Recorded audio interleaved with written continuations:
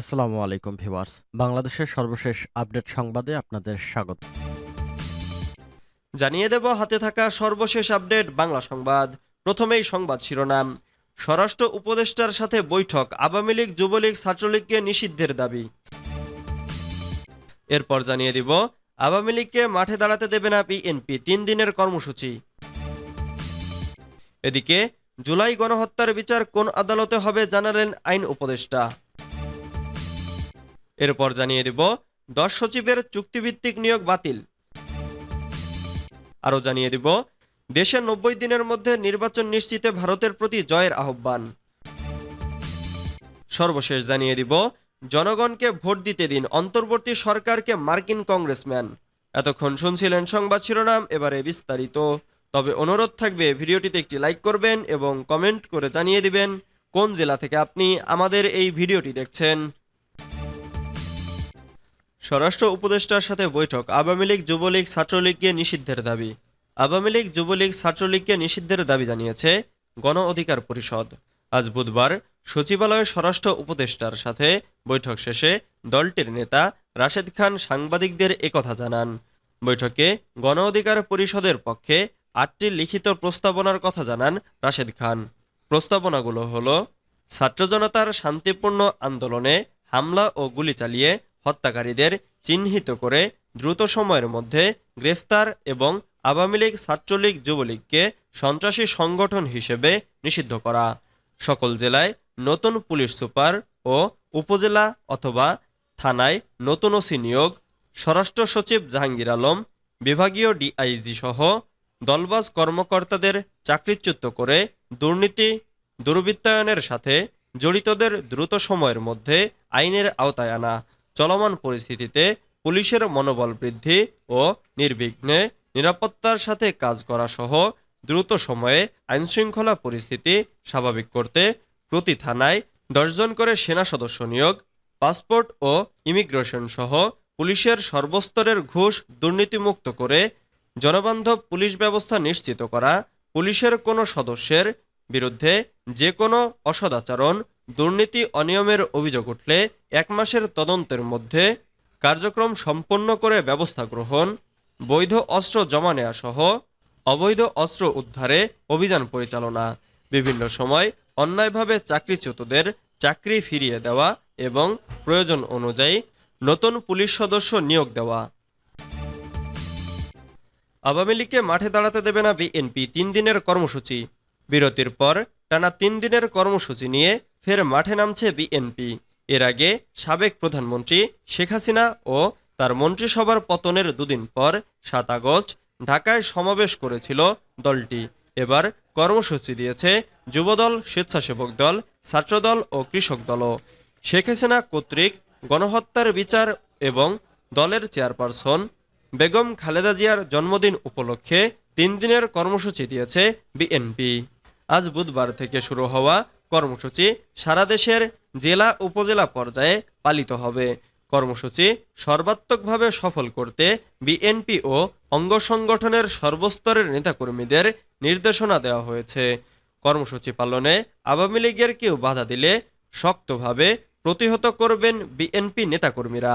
এক্ষেত্রে দলটির নেতাকর্মীরা আওয়ামী লীগকে মাঠে দাঁড়াতে দেবেন না। সম্প্রতি বিএনপির দায়িত্বশীল পর্যায়ের নেতাদের বৈঠকে এমন সিদ্ধান্ত হয়েছে বলে জানা গেছে। জুলাই গণহত্যার বিচার কোন আদালতে হবে জানালেন আইন উপদেষ্টা। জুলাই গণহত্যার বিচার আন্তর্জাতিক অপরাধ ট্রাইব্যুনালে করা সম্ভব বলে জানিয়েছেন অন্তর্বর্তী সরকারের আইন বিচার ও সংসদ বিষয়ক উপদেষ্টা ডক্টর আসিফ নজরুল। বুধবার 14 আগস্ট সচিবালয়ে সাংবাদিকদের এই কথা জানান তিনি। ডক্টর আসিফ নজরুল বলেন, সরকার সিদ্ধান্ত নিয়েছে জুলাই গণহত্যার বিচার আন্তর্জাতিক অপরাধ ট্রাইব্যুনালেই হবে। গণহত্যা ও গুলিবর্ষণের বিচার হবে মামলা হচ্ছে।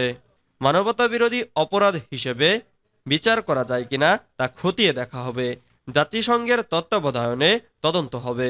তিনি বলেন, সারা দেশে মিথ্যা ও হয়রানিমূলক মামলা 3 দিনের মধ্যে প্রত্যাহারের উদ্যোগ নেওয়া হয়েছিল, কিন্তু তা করা সম্ভব হয়নি।